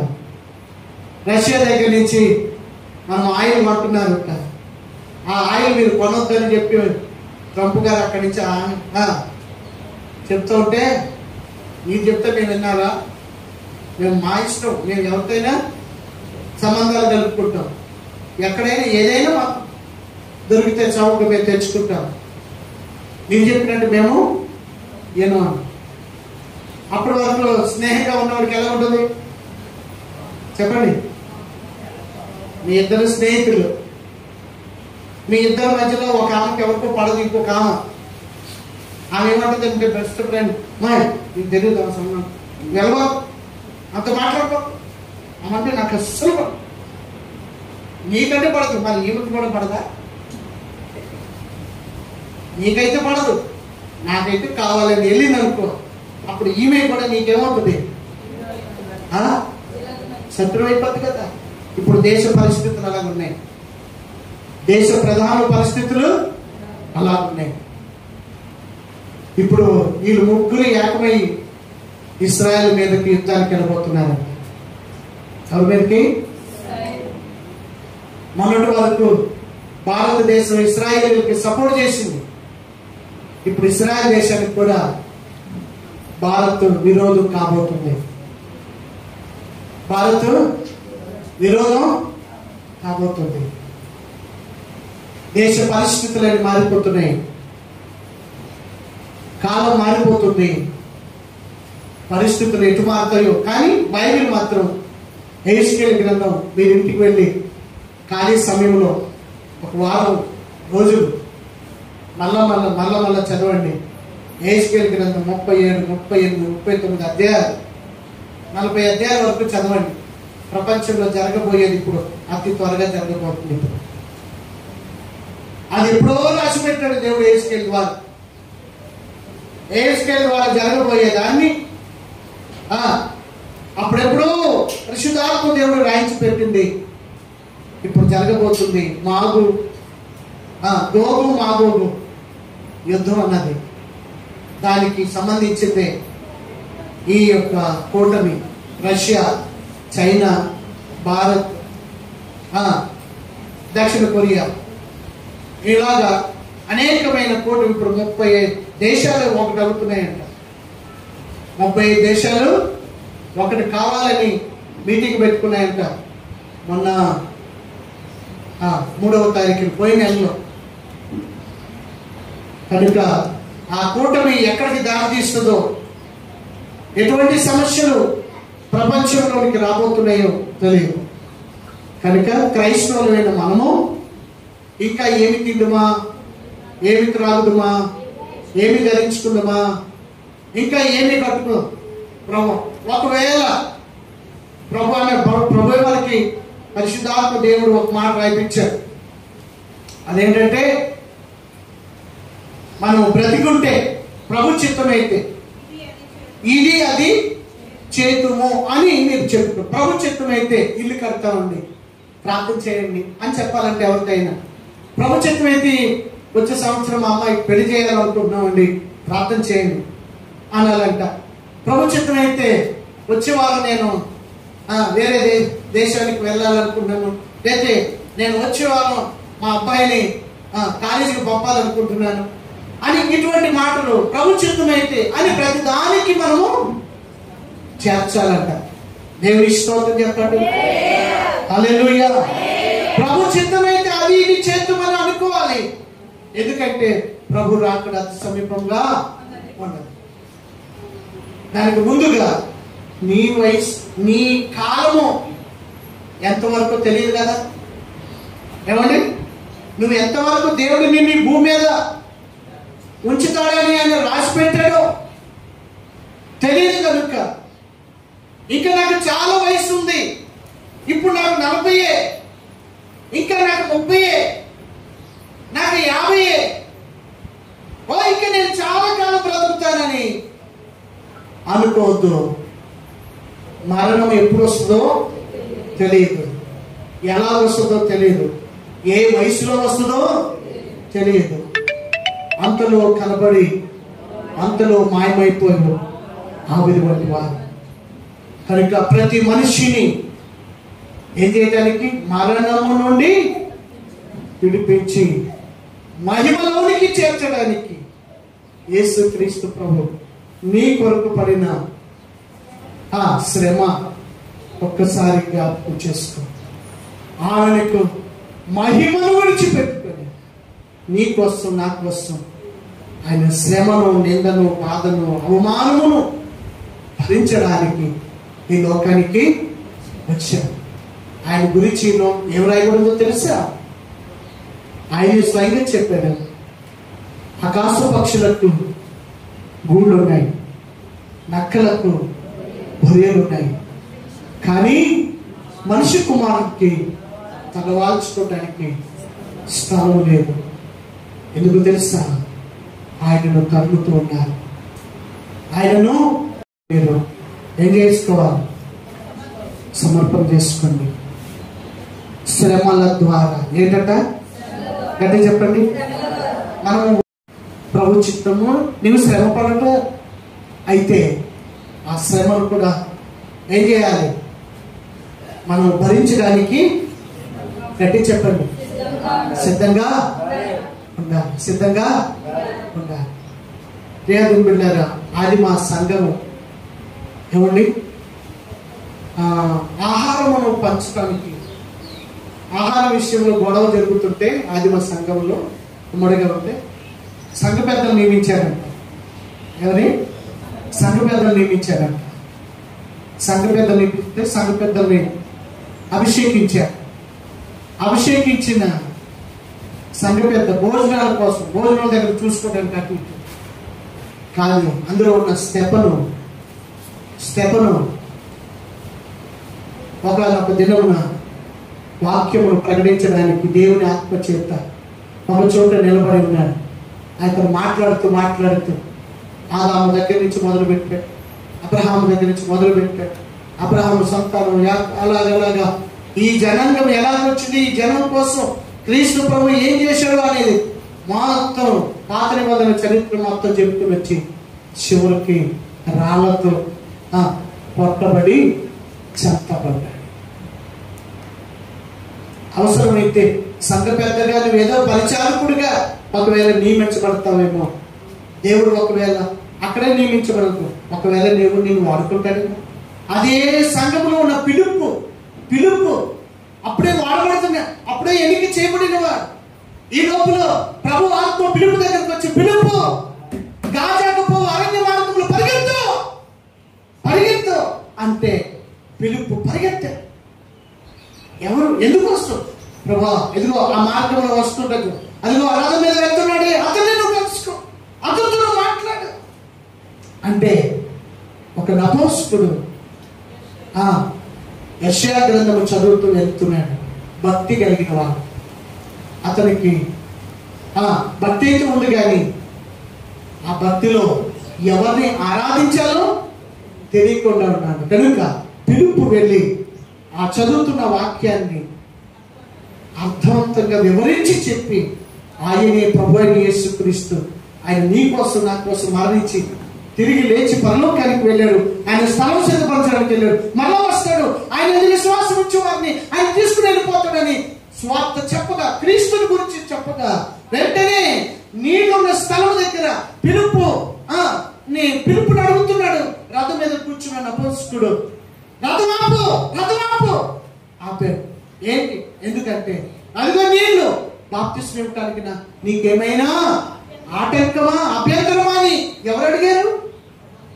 నపుంసకుడు. ఎవరిని అడిగాడు? పిలుపుని అడిగాడు. పిలుపు అయ్యో నీళ్లు, బాప్తిస్మం తీసుకుంటావా అని పిలుపు అడగలేదు. పిలుపునే ఎవరు అడిగారు? నపుంసకుడు అడిగాడు. రాత్రి ప్రార్థన అయిపోయిందంతా ఒక ఆయన వచ్చి, అయ్యారండి రేపు వద్దు, రేపు బాప్తిస్మం తీసుకుంటాను. కాసేపు నేను అలా స్తంభం ఎక్కువ చెప్తున్నాను. నిజమే అన్న. ఎప్పుడు? రేపే. అయితే రేపు మధ్యాహ్నం ఇచ్చేస్తానండి అంటే అనుకోకుండా ఇచ్చాడు. మళ్ళీ నాకు అడగాలనిపించింది. వాళ్ళ అమ్మ చెప్పిందా, వాళ్ళ నాన్న చెప్పాడా, తీసుకోరా ఈ మీటింగ్లో అయినా తీసుకోరా అంటాడు. తల్లిదండ్రుల యొక్క ఒత్తిడి బట్టి ఎవరు బాప్తిస్మం తీసుకోవాల్సిందే. ఎవరంతటి వారే ప్రభు దగ్గరికి. నన్ను సృజించిన వాడు ఆయన. నన్ను నా తల్లి గర్భంలో వేసిన నాటి నుండి ఈ రోజు వరకు నన్ను నడిపిస్తుంది ఆయనే.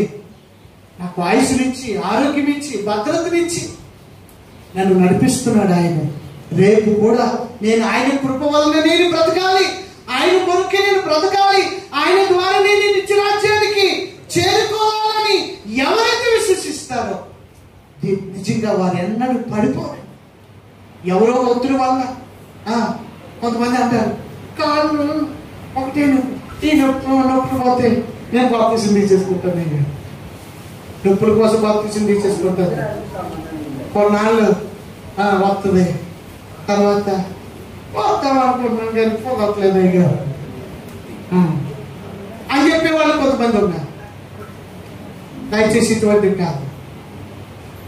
మీ జీవితము దేవుడు, మీ శరీరము ఆయన ఇచ్చింది, మీలో ఉన్న జీవము ఆయన ఇచ్చింది అని తెలుసుకొని ఆయన కొరకు బ్రతకాలి. కనుక క్రీస్తు ప్రభు ప్రతి మనిషిని మరణము నుండి విడిపించడానికి ఆయన తన మహిమనే విడిచిపెట్టుకొని నీ కోసం వచ్చి ఆయన ఏమంటాడు? శ్రమను పొంది మరలా తిరిగి మహిమలోనికి ప్రవేశించాడు. రేపు నీవు కూడా ఇప్పుడు నువ్వు ఆయనను ఎలాగైతే చూసావో రేపు నీకు కూడా అదే జరగబోతుంది.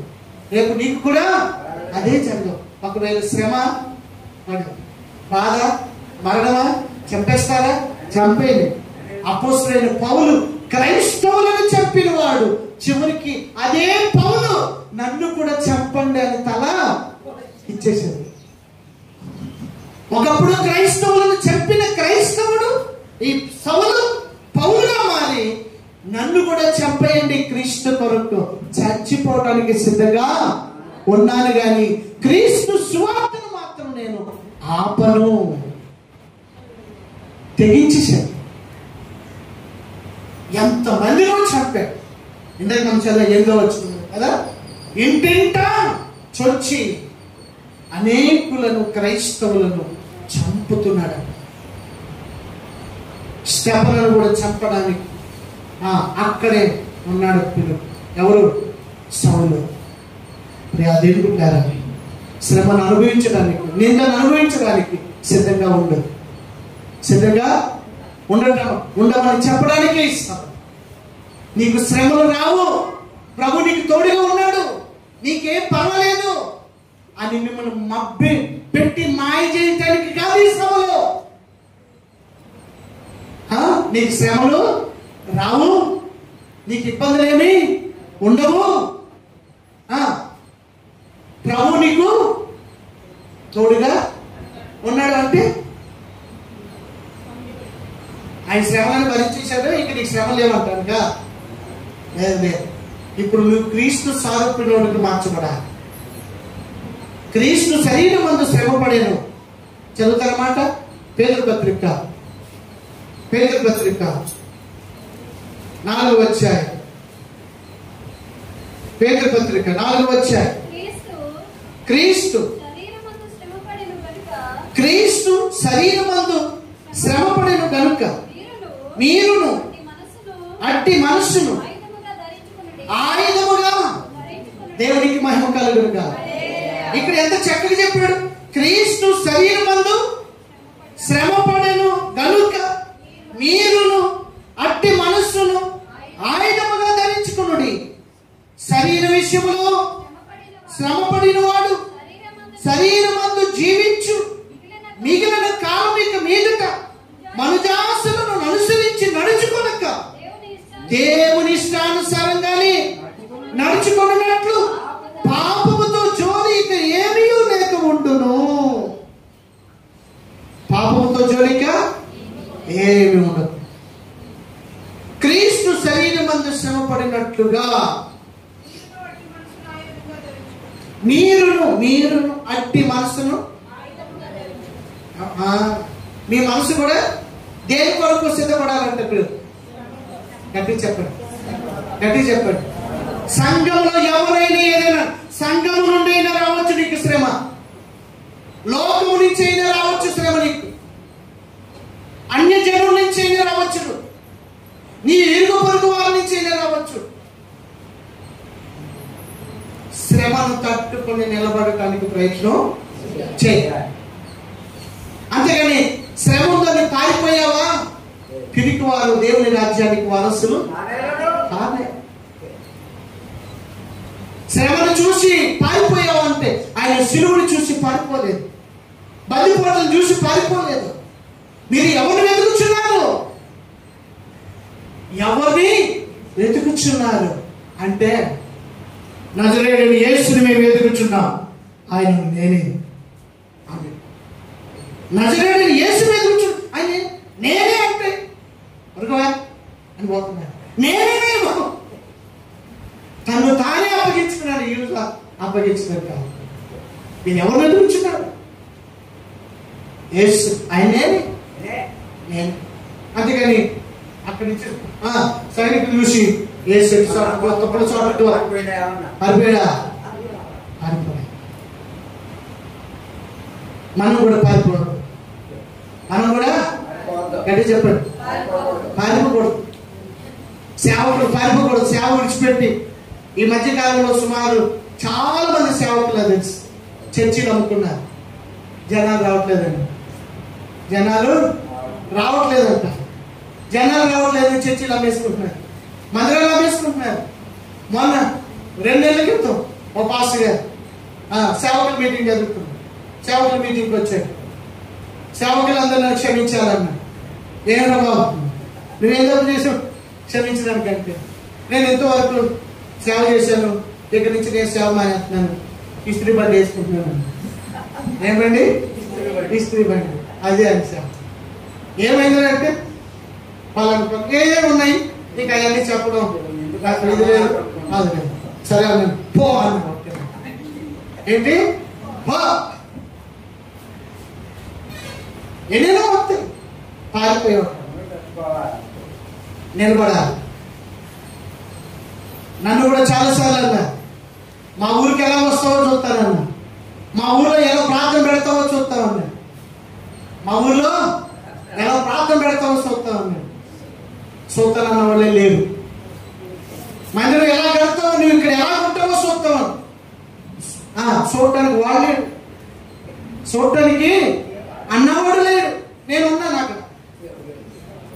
హల్లెలూయా. ప్రియాదేవులారా, మనం అలా బెదిరిస్తా. ఏం చేస్తారు? బెదిరిస్తా.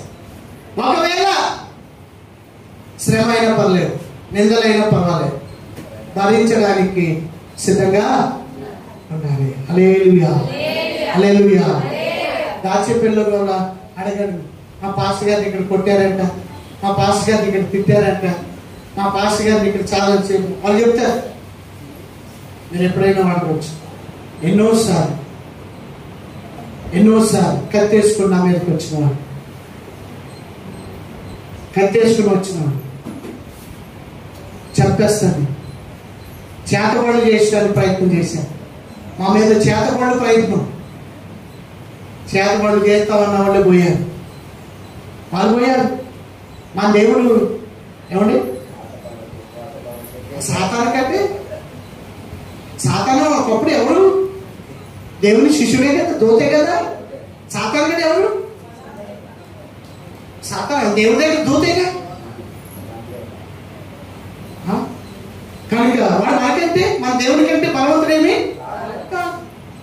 కనుక చూద్దామన్నా, నువ్వు ఉంటావా నేను ఉంటాను అన్నా. నేను అక్కడే ఉన్నాను ఇప్పుడు 25 సంవత్సరాలు అదే ఊరు.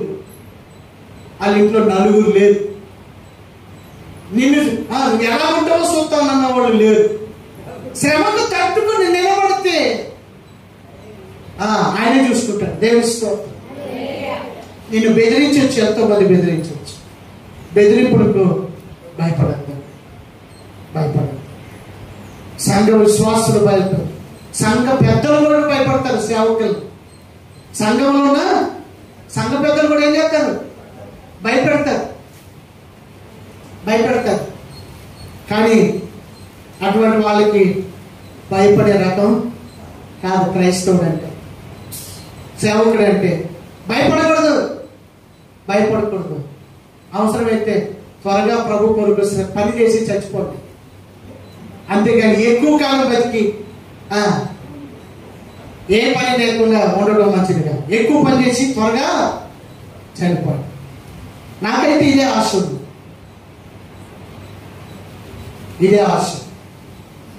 ఏదో ఎక్కువ కాలం బ్రతకాలి, ఇంకా ఏదో చేయాలని సాధన ఏం లేదు. ఆయనే చేస్తాడు. మనం నేనేం చేయాలని అనుకుంటా చాలు. నువ్వేం కాదు, అన్నీ ఆయనే చేస్తాడు, నువ్వు కాదు చేసేది. కనుక ఈరోజు క్రీస్తు ప్రభు మనకు చేసిన గొప్ప కార్యం ఏంటంటే, ఎవడి మహిమలోనికి తెస్తున్నాను అంటున్నాడు. ఎవరు ఏం చేస్తున్నాడు? మహిమలోనికి మనల్ని తీసుకుని వెళ్తున్నాడు అంటే. మళ్ళీ ఒక మాట చదవండి. మనం మూలవాక్యం ఏంటి? హెబ్రీయులకు రాసిన పత్రిక, దేవుని కృప వలన ప్రతి మనిషి కొరకు మరణము అనుభవించినట్టు దూతల కంటే కొంచెము తక్కువగా చేయబడిన యేసు మహిమా ప్రభావముతో అది మనకు మూలం. ఇప్పుడు మనం మహిమా ప్రభావము ధరించి కిరీటమును ధరించి ఉన్నాడు. రేపు మనకు కూడా అదే జరగబోతుంది.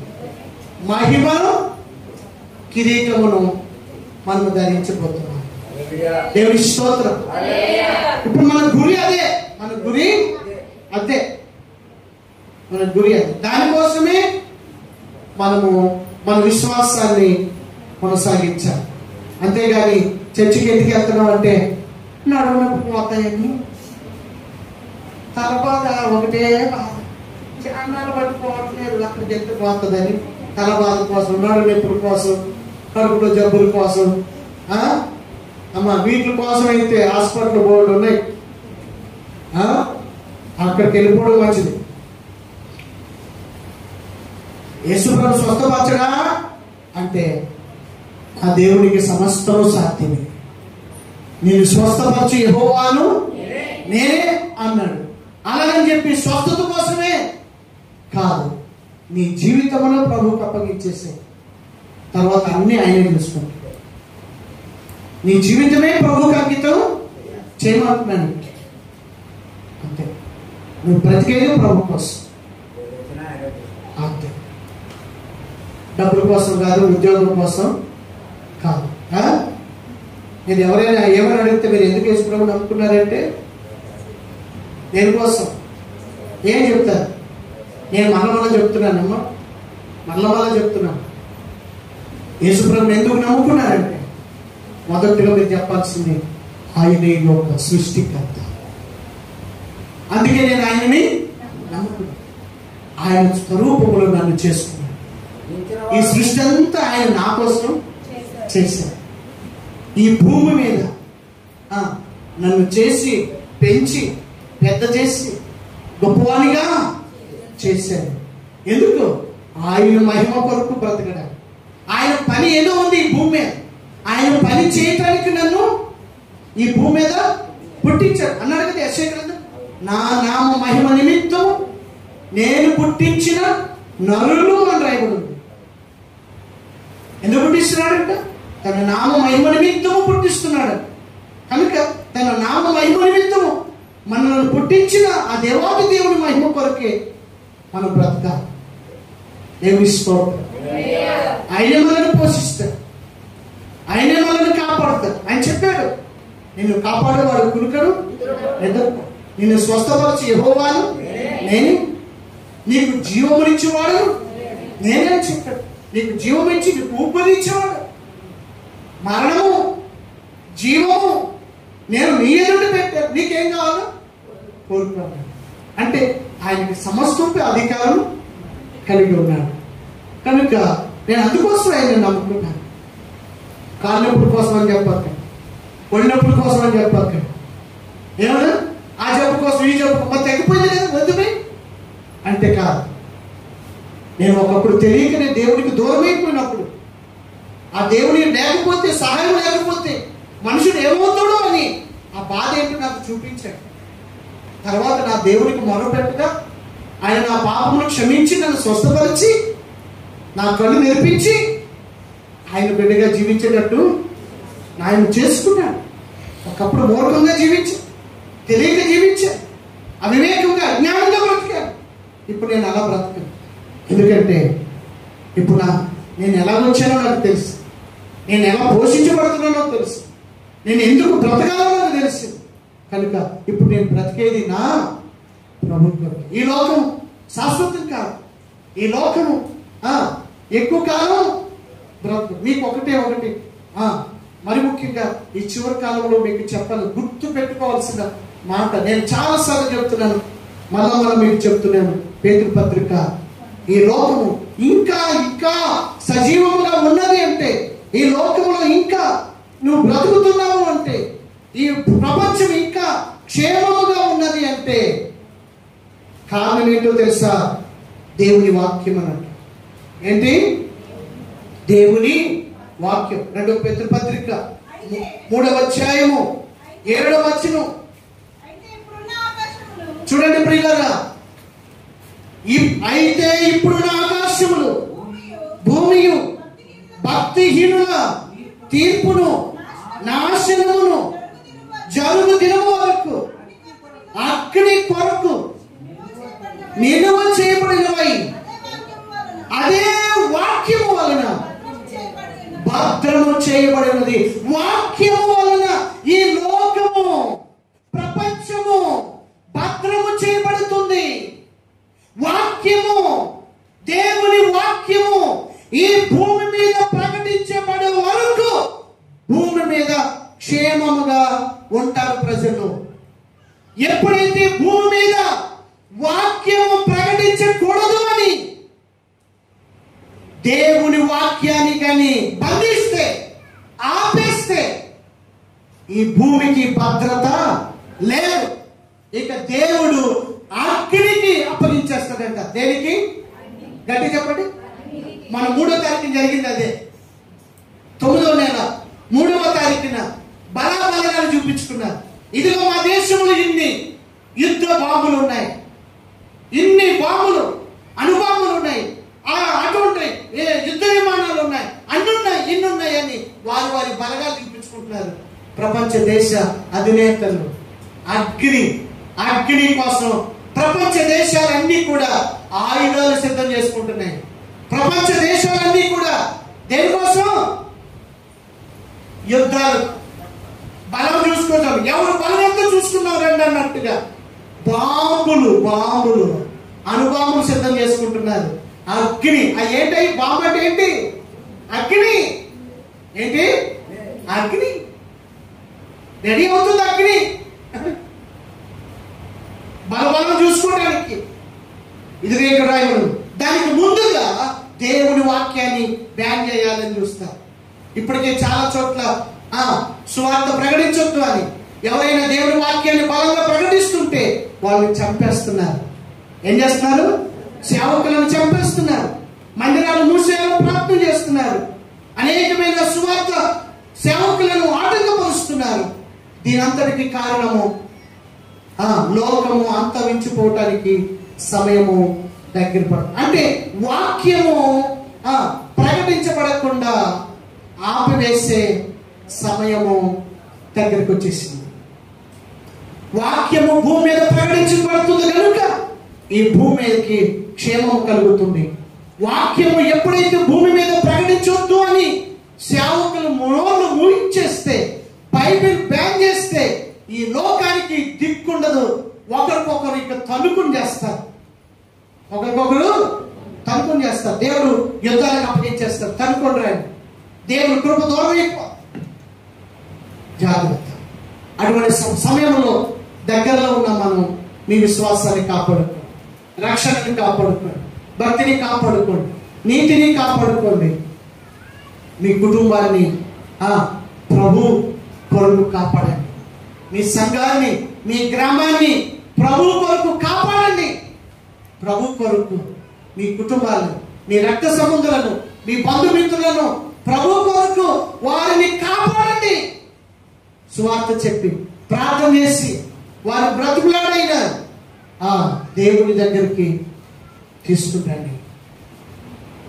ఇది నీ పని, ఇది నీ బాధ్యత. కనుక ఈ చివరి దినాల్లో, ఈ అంచె దినాల్లో మనం బ్రతుకుతున్నాం. రోషం కలిగి బ్రతుకుదాం, విశ్వాసం కలిగి బ్రతుకుదాం, నిశ్చయిత కలిగి. క్రైస్తవునికి ఏంటి నిశ్చయిత? నిశ్చయిత ఏంటి? మనకేంటి నిశ్చయిత? నేను ఇక్కడ కన్ను మూస్తే పరలోకంలో నేను, నా ప్రభు నాకంటే ముందుగా అక్కడికి వెళ్ళాడు. మనకి అక్కడ నేను మీకు స్థలం సిద్ధపరచా వెళుచున్నాను, నేను స్థలమును మీరును ఉండులాగున నేను మనలో వచ్చి మిమ్మల్ని తీసుకొని వెళ్తానని ప్రభు చెప్పారు. అందరు తల వచ్చండి, ప్రార్థన చేద్దాం. సిద్ధపడుకో. ఈ చివరి దినాల్లో మన విశ్వాసంలో, క్రైస్తవ జీవితంలో రోషము కలిగి బ్రతుకుదాం. మహిమ కొరకు, దేవుని మహిమ, ఆయన మహిమ రాజ్యములో మనం ప్రవేశించిన కొరకు సిద్ధపడదాం. ఒకవేళ శ్రమ అయినా పర్వాలేదు, హింస అయినా పర్వాలేదు, కరువైనా పర్వాలేదు, ఉపద్రవమైనా పర్వాలేదు, అది ఏదైనా క్రీస్తు ప్రేమ నుండి నన్ను వేరు చేయదని దేవుని వాక్యంలో రాయబడింది. ఆనాడు భక్తులు దేవుని కొరకు బ్రతికారు, అతను సాక్షులైపోయారు. ఈనాడు నీవు కూడా క్రీస్తు కొరకు బ్రతుకు. ఇంకా ఈ లోకంలో ఏదో సాధిద్దామని కాదు, కానీ ప్రభువా నీ చిత్తమైతే, ప్రభువా నేను నీ కొరకే బ్రతకాలని ఆశపడుతున్నాను. ప్రభువా అందుకోసమే నన్ను ఈ లోకంలో నుంచి ప్రత్యేకపరిచాను, నీ కొరకు బ్రతకాలని. నీ మందిరంలో, నీ ప్రజల సమక్షంలో, పరిశుద్ధుల సహవాసంలో నన్ను నిలబెట్టావయ్యా. అందులో నీకు వందనాలు. నేను ఇచ్చిన రక్షణను మేము వచ్చే వరకు కాపాడుకోవటానికి సహాయం చేయండి అని చెప్పి ప్రార్థన చేసుకుందాం. సమయంలో దేవుని వాక్యం నిమిత్తం ప్రార్థన చేద్దాం. మొదటిగా